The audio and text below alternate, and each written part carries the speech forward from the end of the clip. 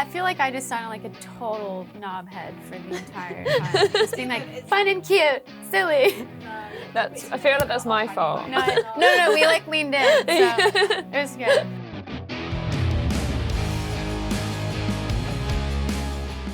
I'm Marianne Eloise. I'm here with Louder and with Lindsay from Paris, and we're going to talk about the new EP. New EP? Mm-hmm. Is it done? I'm working on it as we speak, but it's just about done. I'm kind of getting last parts from everybody because there's a lot of collaborations on it, but it's like 99.9% done. And you're like working on it in between partying? Yes. In hotel rooms? There's not a lot of partying. Last night was just London, so you have to. But yeah, no, I've been up till like 5, 6 a.m. on this tour, like working on it, and then waking up really late, and then whenever there's a down moment, just like on the laptop. But it's quite soon. You had a full album last year, right? Mm-hmm. Just never stop. August. No, you can't. Capitalism. Keep on. Go Toledo. Yeah, because a lot of the themes of the last one were kind of like reconnecting with nature and stuff, right? Mm-hmm. And logging off a little bit. Yeah. But you still kind of feel that pressure to work. Yeah, for sure. Yeah. Like, I went offline, or not offline, but like just kind of tried to like tune out for a bit. And I feel like the more I was offline, the more anxious I got, actually. Because I was like, oh my God, am I fucking up our career? Can I swear? Yes. Okay. Sorry. I was like, oh my God, am I fucking up our career? Like, what's going on? And just like that constant stress of like not existing online. And that was like a really crazy, like weird, heady thing to wrap around at the same time too, is like everything is so online. I think sometimes, well, the more you're fully offline, the more you're like, it's like there's a party happening. You're like, what's happening that I'm missing? And it's like, nothing. There's not much you're missing. The same shit as always. Like, yeah, I feel like even before I kind of like went off for a bit, like I started to like pay attention to other people posting and like what I was posting and being like, okay, what am I posting for me and what am I doing for, or like not even posting, but if you're like taking a picture of something or trying to remember something or going out and doing something and like really thinking about your intention with doing it. I think a lot of people will like do stuff now with the intention of like posting it or sharing it, whether it's like a conscious thought or not. Yeah. But I think a lot of it is like pretty subconscious at this point. Like, I have to take a picture of this, I have to take a picture of that. Which is like really kind of crazy to wrap your head around, is like your wiring and like instincts are designed for social media almost now. Yeah. Or a lot of people's are. Yeah. Yeah, like I was in Tokyo and like you're like watching people line up to take the same photo and it's like, is this something you really want to see with your own eyes? Yes, or like, yeah. Do you just want to take and post the same picture that the 10 people in front of you are taking? Yeah, it's like you have to like really think about what you're doing and why you're doing it. But yeah, I definitely like was like retraining my brain a lot because I would go to do stuff sometimes and be like, do I want to do this? So I feel like I'm sure everybody's like processing that at the same time. But yeah, I think it's a combination of the two. People obviously want to experience things, but yeah. Yeah, I think especially with musicians, like TikTok is such a huge thing that so much pressure is put on you to do, like from like managers and labels and things, and it's like I'll see bands that like post the same clip of a song over and over again with like a different video, and I'm like, if you want to do that and you feel comfortable doing that, fine, but like is there a gun to your head? Sometimes it feels like that. Yeah. It's really, I mean, this is a whole other conversation. It's pretty crazy. Yeah. I know, it does feel like that. I feel like every artist that I'm friends with, and like whenever we kind of catch up and just like see how we're doing, the biggest thing is like management on my ass about TikTok, labels on my ass about TikTok, whatever it is. And I feel like I understand it. That is like the reality that we are in. But I feel like it's really distracting from like actually making shit. And I also don't know really how much tricky.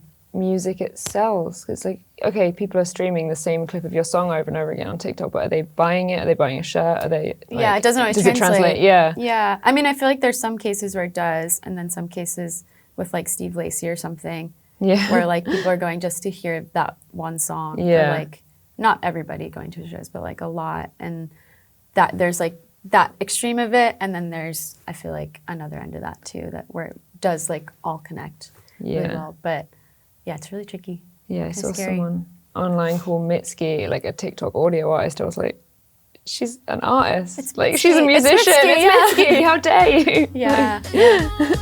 So I think you've released 2 songs so far that are going to be on the EP, right? Mm-hmm. Yeah. They're quite different. Yeah. I mean, one of them's like, it's Oil and Waters, and it's quite like poppy, like, I don't know. And then Burn the Witch is a much more like kind of almost industrial, like heavy, like,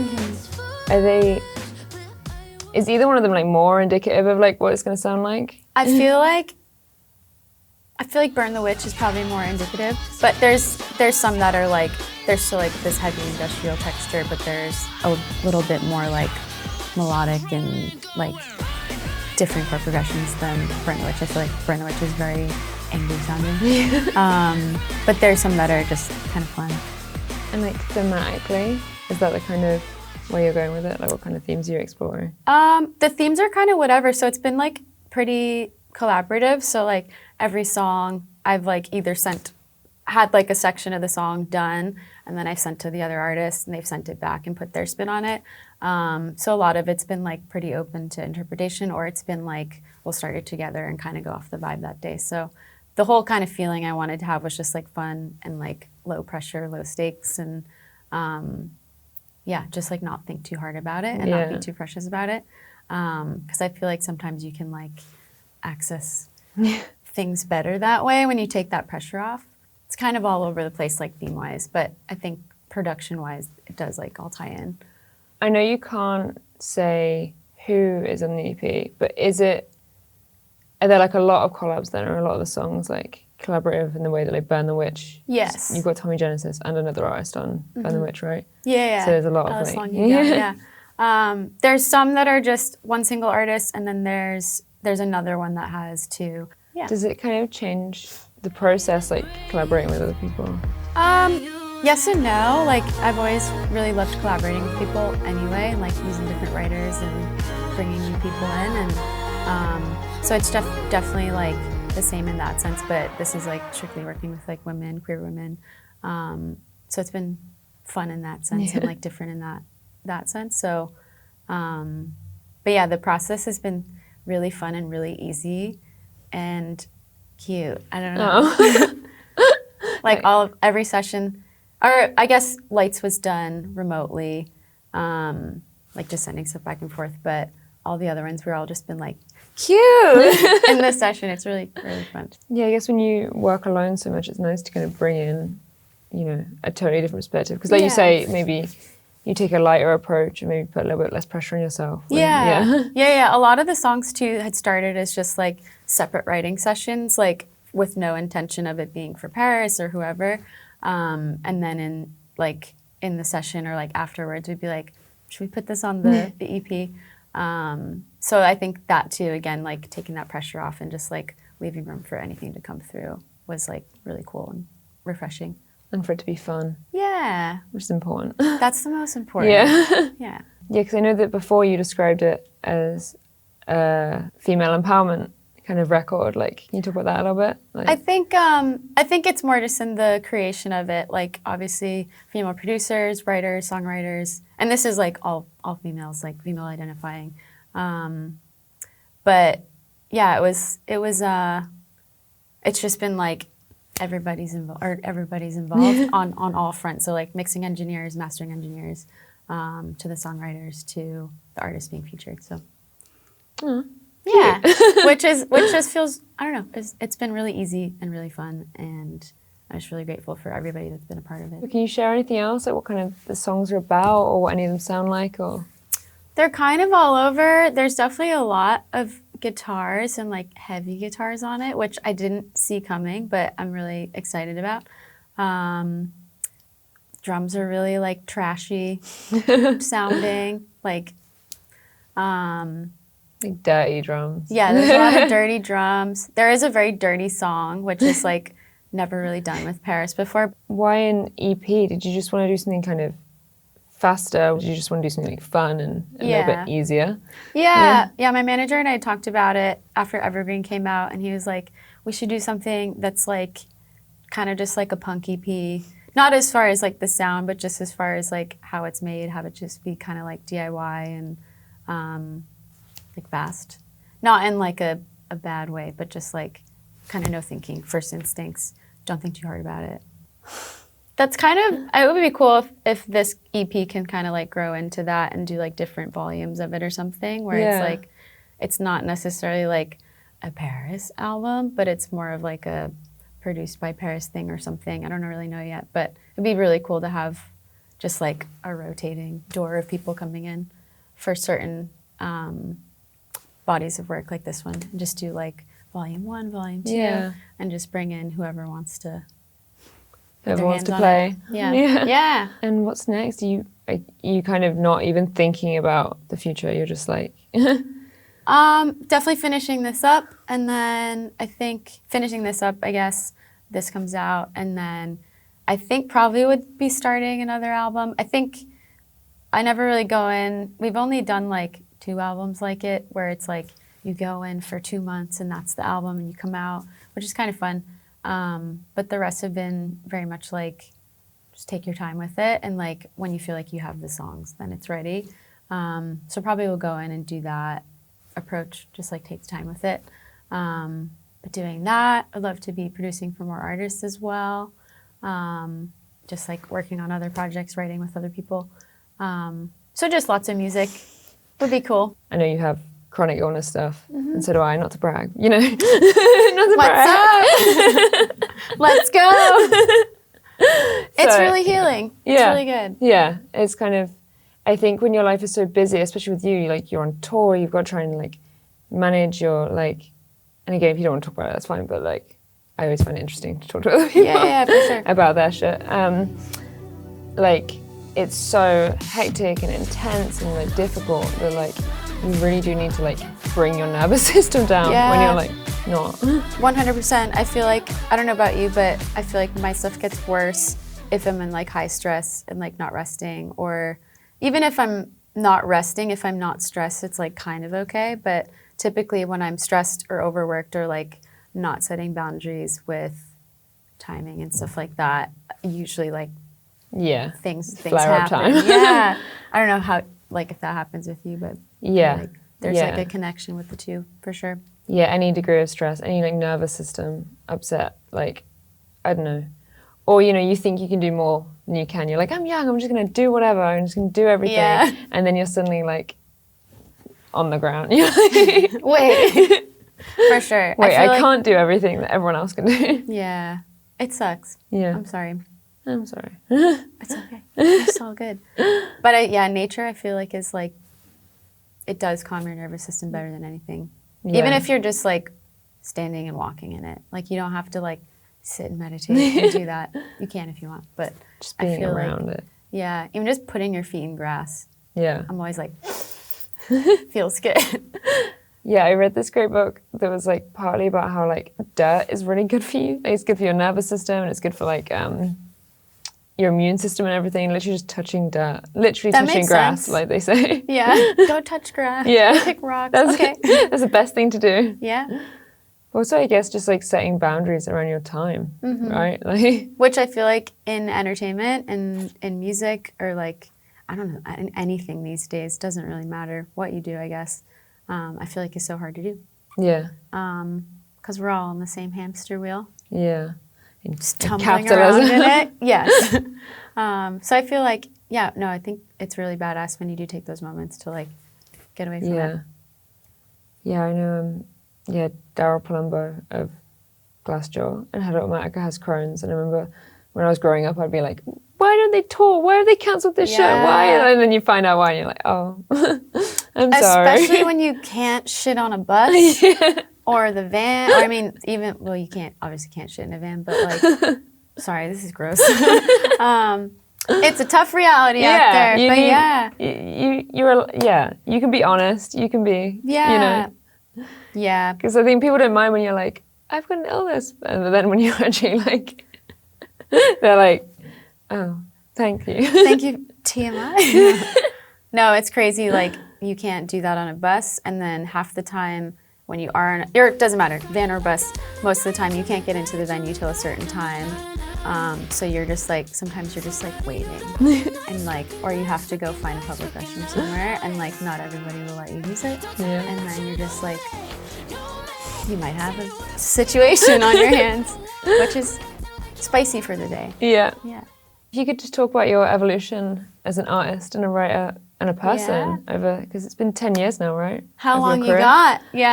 I did marching band in high school, and during that started going to like local shows, and they were like a lot of like heavier punk hardcore shows, which I like wasn't fully into, and then like got into just being around it. I was like, okay, heavy's cool, heavy music's fun. And then, but at the same time was like, in computer class, they had like the new Macs, and they had like GarageBand, not GarageBand, yeah, it was GarageBand, which is like pretty identical to Logic. And I remember in computer classes, we would like make stuff on GarageBand. So that was like an early introduction into like producing or tracking stuff, which I'm like unpacking now later in life. I was like, oh yeah. And then, yeah, we were like playing a lot of shows, had like a little high school band for a second, and then a very early rendition of PVRIS, and then we like started touring pretty early. Like I turned 18, was supposed to go to art school, decided not at the very last minute, and then parents were like, okay, we'll figure it out, get a job, like if you can fend for yourself, do it. So we started touring pretty early, and then it just like never stopped, and it just kept going, and ended up on some really crazy tours. And did a lot of support tours for really incredible artists. And then, I don't know. And then now we're here. But yeah, it's been a crazy journey, because I feel like a lot happened very quickly, and a lot happened like pretty intensely. And it was just like, didn't feel ready for a lot of it, and was literally like 19, 20. Not the year 1920, but like 19 years old, 20, with like all of this stuff kind of happening. And I definitely don't like, I don't know. I'm like grateful for that time and that experience, but definitely was like not ready for it. It's a scary way to grow up. Yeah, Like, kind of crazy. And with like the internet just like evolving and evolving and evolving, I feel like everybody has that, but it was definitely like a weird, what is going on? We did like our second album, had like weird vocal problems happen that entire album cycle, and had to tour off of it, which was really difficult, but it was a great learning experience. I feel like each album, it's been like, there's been a new lesson in each one, and like they're all valuable and beneficial and good. But yeah, I think the journey has been like, chill the fuck out. Yeah. Do you feel like you've evolved as a writer and as a musician a lot? Yeah. I've been really fortunate to... From the Casio days. The Casio days. Bring it back. Simpler times. But yeah, I've been really fortunate to, like, I live in LA, and that's like the writing hub, and get to work out of Nashville a lot, and have worked with so many amazing writers and producers, and so many people to like learn from and add tools to your toolkit. And that's been a really fun thing, and like a really good test, or not test like in a bad way, but just like test like what you like to work with, what you don't like to work with. Like, I don't know, there's a lot of really good lessons and like friends made from that. And yeah, it's beautiful. Music's really cool. I think expectations and like pressure from like coming up in a certain scene that sounds a certain way, and like expects you to produce things a certain way, and like write a certain way, and just deliver everything in a certain way. I think that pressure was there, but like deep down was like, I just want to play in the sandbox and have fun. So I think, I don't know, there's been like an interesting, like weird, I think stupid complex in my brain about like defending that all the time, and being like, no, we can do it. We can do it, everyone. But yeah, I think a big thing has just been like tuning that out and just having fun. Yeah. Obviously, over like the 10 years of your career, right? Yeah, you've changed so much, but you've had some fans stay with you the whole time, some have like come and go. Like when you release new stuff, do you feel like kind of an expectation to please your fans, or? I think like obviously, yeah, you want people to like it, and like I think that just comes down to because you want to feel seen, you want to feel like understood. But I definitely try and tune it out when making stuff, just because I feel like with our first album, so much of that was just like, don't think about it, just follow your taste, and like just tune out that fear, because there was nothing to lose at that point, because we were just starting out too, and like I think just kind of following that as like the compass always feels like a good guideline, and you kind of just have to hope that whoever's meant to like resonate with it will, and whoever's not, that's okay too. Maybe they'll come back 2 albums from now, whatever.